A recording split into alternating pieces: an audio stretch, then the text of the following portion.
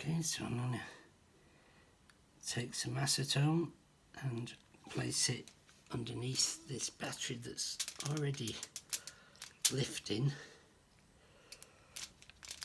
and see if I can lift it up. Okay, that battery's actually almost off. Okay, let me put some acetone underneath the next one as well. And that battery's coming up as well. Okay.